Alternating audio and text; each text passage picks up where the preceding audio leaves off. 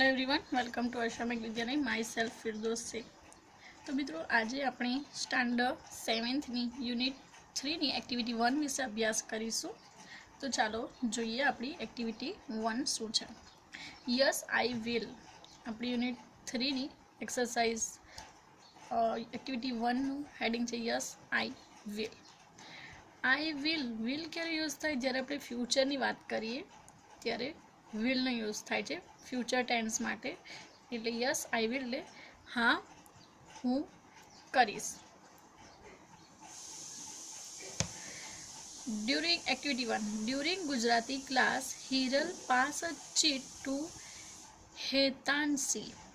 अब जब during Gujarati class, Gujarati का जो क्लास चल रहा है, ड्यूरिंग यानी चल रहा है, Hiral passed a cheat to Hetansi. Hiral ने क्या किया? तो हेतांसी को एक चीट, जो पेपर होता है छोटा सा चीट, वो उसने पास की है। She read it and pass it to Sejal. उसने वो रीड की और किसने रीड की? हेतांसी ने पास किसको की? बाद में सेजल को पास की। सेजल पास इट टू आशिका, और सेजल ने फिर वो किसको पास की? तो आशिका को पास की। She was about to open the cheat but the teacher took it. जैसे ही वो चीट ओपन करती है तो टीचर क्या करते हैं? वो चीट ले लेते हैं। He throw it in the dustbin, और टीचर थ्रू किस में डाल देते हैं? तो डस्टबिन के अंदर वो चीट को डाल देते हैं। In the recess time Ashika found out the cheat from the dustbin. और क्या होता है कि recess time, in the recess time में जो आशिका है जिसने चीट नहीं पढ़ी थी, वो चीट उसने डस्टबिन से निकालती है और पढ़ती है। हियर इज दैट चीट, और ये रही वो चीट। पास इट ऑन, उसमें क्या लिखा था? पास इट ऑन यानी कि આગળ જવા દો। ગુજરાતીમાં શું કહેવાય? તો આગળ જવા દો। પાસ ઇટ ઓન એટલે આગળ જવા દો। તમે આવી ચબરખીઓની મદદથી તમારા મિત્રો સાથે વાતો કરો છો? तो તમે હવે કહો कि તમે તમારા મિત્રો જોડે વાતો કરો છો? कि आपने भी आपके फ्रेंड्स के साथ में बातें की है ऐसे चीट के थ्रू? ગઈકાલે કુલદીપ, નરેન્દ્ર, સાહિલ એન્ડ રશ્મિ પુસ્તકાલયમાં બેસીને ચબરખીની મદદથી વાતો કરતા હતા, તે વાંચો। હવે અહીં જુઓ મિત્રો, તો આખી આ જે ડિટેલ્સ અહીંયા દેખાય છે, પૂરેપૂરી ડિટેલ્સ છે, તે શું છે? તો જે આ બધા મિત્રો છે, કુલદીપ, નરેન્દ્ર, સુનિલ, સાહિલ એન્ડ રશ્મિ, જે પુસ્તકાલય એટલે કે લાઇબ્રેરી, પુસ્તકાલય એટલે લાઇબ્રેરીમાં બેસીને આ ચબરખીઓની મદદથી વાતો કરતા હતા, તે આપણે વાંચીએ કે શું એ લોકો વાતો કરતા હતા। કબડ્ડી એટ 5, કબડ્ડી એટ 5 यानी कि એટલે કે સાંજે 5 વાગ્યાની વાત ચાલી રહી છે। કબડ્ડી એટ 5। એન એટલે કે આ વાત કોણે લખી છે? નરેન્દ્રએ લખી છે। બીજી ચીટ છે નો લેટ્સ પ્લે ચેસ। બીજો શું કહે છે? કે ના ચાલો ચેસ રમીએ। પહેલો કહે છે કે 5 વાગે કબડ્ડી, તો બીજો કહે છે આર કોણ હશે? એટલે રશ્મિ કહે છે કે ના ચાલો ચેસ રમીએ। Sure thing I love chess let's sharpen our brain. બીજો શું કહે છે? ચોક્કસ, શ્યોર એટલે કે ચોક્કસ, મને ચેસ પ્રિય છે, ચાલો આપણા મગજ કસીએ। ચેસની રમત એવી હોય છે જે બ્રેન થ્રુ રમાય છે અને ખૂબ જ બ્રેનનો યુઝ થાય છે। એની અંદર ખૂબ જ બ્રેન આપણે યુઝ કરવો પડે છે, કારણ કે બિલકુલ આપણા બ્રેનને શાર્પ કરી દે છે, એવી ગેમ છે ચેસની। તો તે રમીએ અને આપણા મગજ કસીએ। એવું કોણ કહે છે? કે એટલે કોણ હશે? કુલદીપ કહે છે oh lady Viswanathan our decision is kabaddi. एन એટલે કે નરેન્દ્ર શું કહે છે? કે oh lady Viswanathan our decision is kabaddi. ओ महिला विश्वनाथन અમારો નિર્ણય કબડ્ડી છે। લેડી વિશ્વનાથન કોણ છે? તો ચેસમાં ખૂબ જ પારંગત લેડી છે, ખૂબ જ એક્સપર્ટ લેડીનું નામ છે લેડી વિશ્વનાથન। ઘણા બધા પ્રાઇઝ પણ જીત્યા હતા, મેડલ્સ જીત્યા છે, તો તે છે લેડી વિશ્વનાથન। વિશ્વનાથન અને લેડી કેમ? કારણ કે આ કોણ કહે છે? તો sure thing I love chess let's sharpen our brain, કે એટલે કુલદીપ કહે છે। ઓકે, હવે જુઓ બીજું શું છે?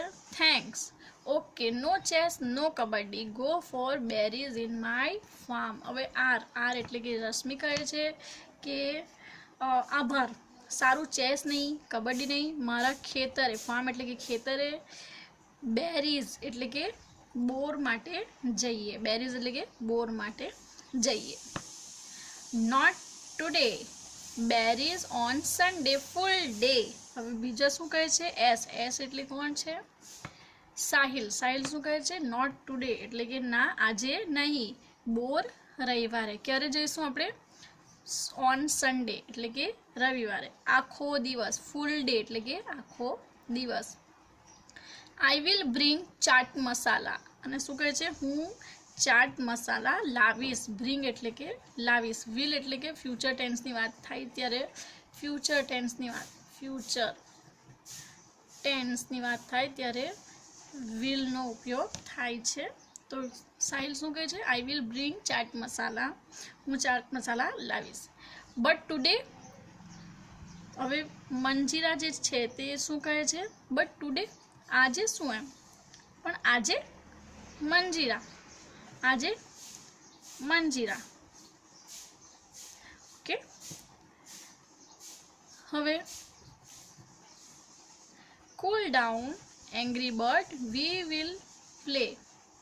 હવે આજે એન છે નરેન્દ્ર, એ કહે છે કે આજે શું, આજે આપણે શું કરવાનું? મંજીરા. આપણે જ્યારે કંઈ કંટાળતા હોય કોઈ કામ અને આપણે વિચારીએ કે ચાલો હવે શું કરવાનું, તો હવે મંજીરા વગાડો એવું બોલીએ છીએ ને, તેવી તે કહે છે કે આજે મંજીરા, હવે આજે શું કરવાનું, તો આજે શું કરવું આપણે?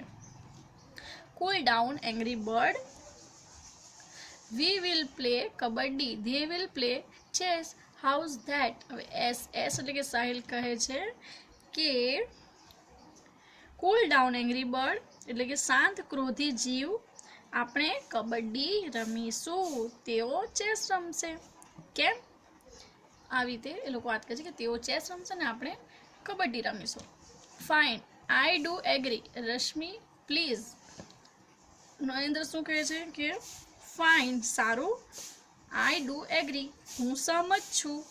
રશ્મિ પ્લીઝ એટલે PLZ, એક શોર્ટ ફોર્મ છે પ્લીઝનું શોર્ટ ફોર્મ છે PLZ, મહેરબાની કર. આવું કોણ કહે છે? નરેન્દ્ર. ત્યારબાદ શું થાય છે? Okay, you pull legs, we will be with kings and queens. આવું રશ્મિ કહે છે. રશ્મિ શું કહે છે કે ઓકે, સારું, તમે પગ ખેંચો, પુલ લેગ એટલે કે પગ ખેંચો, અમે રાજાઓ અને રાણીઓ સાથે હોઈશું. વી will be with kings and queen, અમે રાજાઓ અને રાણીઓ સાથે રહીશું અને તમે પગ ખેંચો. આવી રીતે રશ્મિ એમને કહે છે. તો આ હતી આપણી એક્ટિવિટી 1 કે જે ચીટ દ્વારા રજૂ કરવામાં આવી હતી.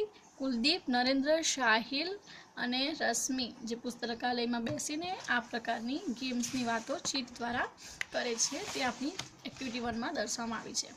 ત્યારબાદ એક્ટિવિટી 1ની એક ક્વેશ્ચન આન્સર અહીંયા જોઈએ આપણે. Now answer the question. હવે આન્સર આપો.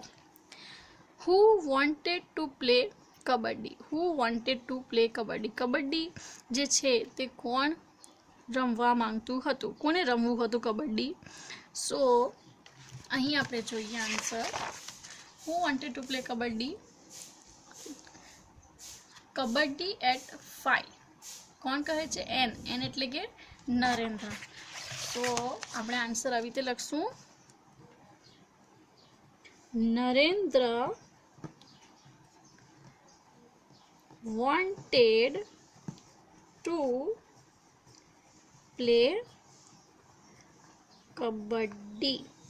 Okay, complete. Narendra wanted to play kabaddi. ત્યારબાદ જુઓ, Rashmi wanted to play chess. True or false? Rashmi chess રમવા માંગતી હતી. સાચું છે કે ખોટું? True or false? So true. શું છે આ વાક્ય? સાચું છે કે રશ્મિ ચેસ રમવા માંગતી હતી. Blank and blank will play chess. હવે ચેસ કોણ રમે છે? તો રશ્મિ એક તો. ઓકે, રશ્મિ એન્ડ બીજું કોણ? તો Kuldeep. Okay, will play chess. Rashmi અને કુલદીપ વિલ પ્લે ચેસ. તેઓએ ચેસ રમશે. કોણ? રશ્મિ અને કુલદીપ વિલ પ્લે ચેસ એટલે કે રશ્મિ અને કુલદીપ ચેસ રમશે. ઓકે, હા હતી આપણી એક્ટિવિટી 1 જે અહીંયા કમ્પ્લીટ થાય છે. ત્યારબાદ હવે પછીના વિડીયોમાં આપણે એક્ટિવિટી 2 વિશે અભ્યાસ કરીશું અને આ આન્સર તમે આ રીતે તમારી બુકની અંદર લખવાના રહેશે અને આખી સ્ટોરી જે ચીટ દ્વારા રજૂ કરવામાં આવી છે તે તમારે ફરીથી લર્ન કરવાની રહેશે અને વ્યવસ્થિત સમજવાની રહેશે. Okay, so bye bye, take care, thank you.